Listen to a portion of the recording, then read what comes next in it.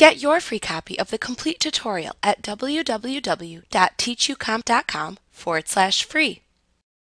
Acrobat includes numerous features and tools that let you protect your PDF documents. A commonly used method of securing a PDF is by using password protection. Passwords can be used to prevent unauthorized users from opening, editing, or printing PDF files. You can also encrypt PDF documents by using certificates. This protection method lets only an approved list of users open the document.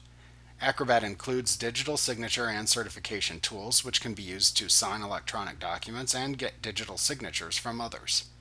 Users of Acrobat DC also have access to redaction features which can permanently remove sensitive content from a document.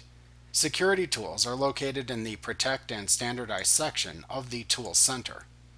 When you open a PDF that has security applied, you'll see a Security Settings button at the left side of the document window in the navigation pane. You can click the Security Settings button to view the specific security applied to the PDF. Like what you see? Pick up your free copy of the complete tutorial at www.teachucomp.com/free.